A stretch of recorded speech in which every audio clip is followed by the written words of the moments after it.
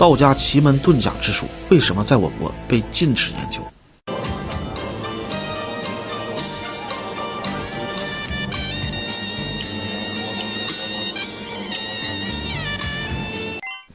在民间呢，经常听说研究奇门遁甲者会对自己有反噬的影响。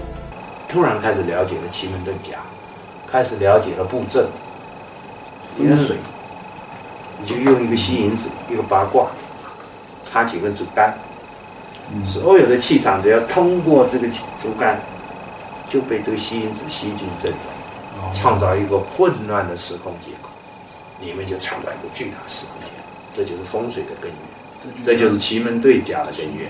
传闻历史上真正能参破此术的人屈指可数，比如姜子牙、诸葛亮等等。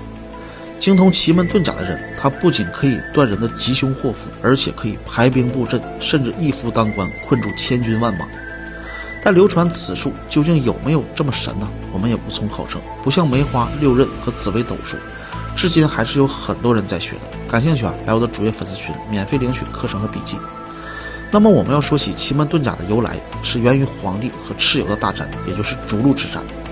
黄帝眼看就要被蚩尤打败了，后来是一位仙女给黄帝一本秘籍，而这本秘籍就是奇门遁甲。黄帝靠着这本秘籍的排兵布阵的方法，最终反杀了蚩尤，但这本秘籍最终却下落不明，而那位仙女就是传说中的九天玄女。后来一直到了商朝末期，出现了一位名字叫做姜太公的奇人，他帮助周武王灭了商朝，建立了周朝。后来了解姜太公的奇异经历之后，认为他就是历史上第二个参破奇门遁甲之术的人。在姜子牙之后，又出现了鬼谷子、张良、诸葛亮等多位的奇人，据传也都曾经对奇门遁甲有所研究。有学者呢，针对古代流传下来的书籍整理后发现奇门遁甲刚出世的时候有4320句，后来逐渐被简化成了1080句。姜子牙当时所参破的也就仅仅只有72句，最终流传到了张良时，也就仅剩最后的18句了。三国时期的诸葛亮更是把奇门遁甲之术运用到了出神入化的地步。最典型的案例就是借东风，他就是依靠此术扭转时空的能量，也被后人称之为妖人。那么随着时间流逝，奇门遁甲到今天还有哪些流派呢？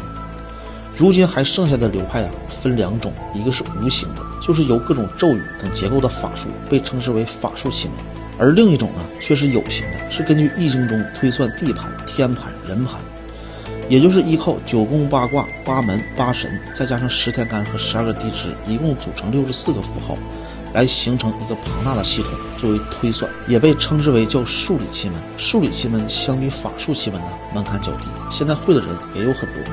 但是法术奇门真的不是随便谁都可以参破其中的奥秘的。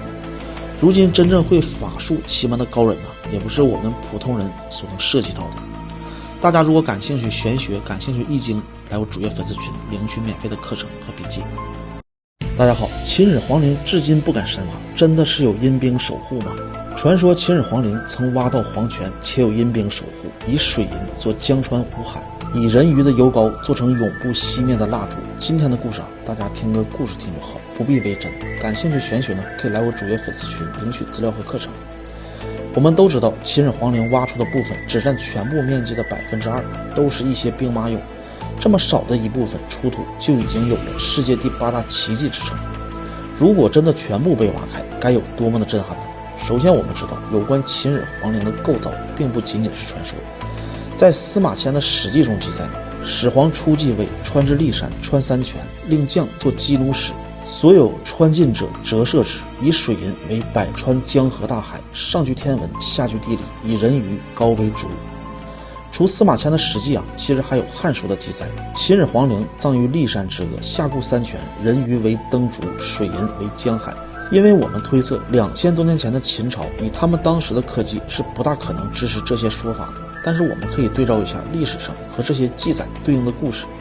时间我们回到公元前206年，项羽派大军英布带领30万大军前去盗掘秦始皇陵。传说当英布的军队将秦始皇地下大门打开时，里面突然射出无数的箭矢，当时便死伤无数。随后又从墓中出现无数的怪鸟，灼伤了不少士兵的眼睛。又从士兵四处奔跑的时候，从墓中爬出无数的巨蟒，以这种场景，英布只好撤军回去禀报了项羽。项羽后来只好亲自带军前来。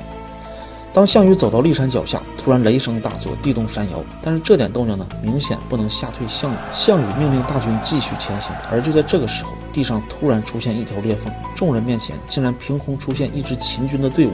他们手持利器，身披大秦的铠甲，面目阴森而狰狞，一看就不是活人。项羽虽然勇猛，但是最终还是不敌秦军。虽然这些故事呢听起来很玄幻，但是确实和司马迁记载的十分相似。而且出现的阴兵也并非凭空捏造，民间一直都有传说，在骊山和秦始皇陵之间还有一条地下通道，每到阴天下雨的时候，地下通道里就会隐隐地听到人欢马叫的声音。那古籍中记载的穿山泉，它又是什么呢？在古人的理解中是黄泉。在古代的传说中，人死后会先渡过鬼门关，然后途经黄泉路，最后来忘川河边，再走上奈何桥。只见花不见叶，就是黄泉路上的彼岸花。也就是说，秦始皇是阴兵第一个统治者。时间我们再回到2002年，国家对秦始皇陵进行了探测，这次的任务呢也叫863计划。主要的工作内容就是用现代的遥感和地球物理探测技术，对整个秦始皇进行一次全面的探测。而探测的结果显示，地宫中确实存在大量的汞异常的现象，而探测的结果为东南西南强，东北西北弱。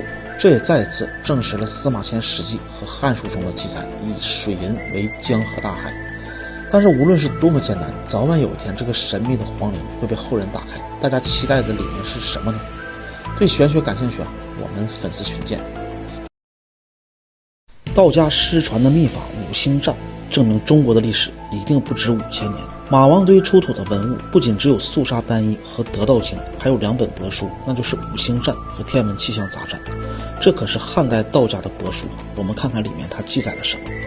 五星占中详细记载了木火土金水5颗行星运转的规律，拿出来和今天最先进的数据做了对比，580天只差了0.43天。天文气象杂占中详细的记载了29颗彗星的名称、周期还有它们的样子。但是后人说，观察这么多彗星，再加上系统的统计，至少需要600年。那么古人他是怎么做到的呢？而更加可怕的是，这些彗星的样子是现代科学家用天文望远镜才观察到的，和帛书上的图片做了一下对比，竟然也是高度的一致。我们都知道阴阳五行、天干地支这些最原始的传统文化，都是来自于太阳系乃至银河系宇宙各大行星和地球产生的规律。到今天呢，还能预测股市和人的命运。看来这些都是来自于最古老的宇宙观。感兴趣传统文化呢，来我的主页粉丝群领取课程和笔记。除了这2本帛书之外，在辛追墓里面还有一幅画，画的内容是天地人三境，和玛雅的巴加尔2世皇帝棺木上开火箭的那幅图有点类似。当法国人了解马王堆道家汉墓全部的信息之后，说了一句话：中国的历史一定不止5000年。其实还有更大的惊奇，那就是五星占和天文气象杂占，我们能读懂的内容其实非常的少，也就是运行的规律和彗星的样子。可是我们要知道，这2本书的内容重点可是占星术。所以道家作为我们华夏大地的本土宗教，是不是被我们小瞧了呢？也许在之后的上千年中他们也是太低调了。好，感兴趣我们粉丝群见。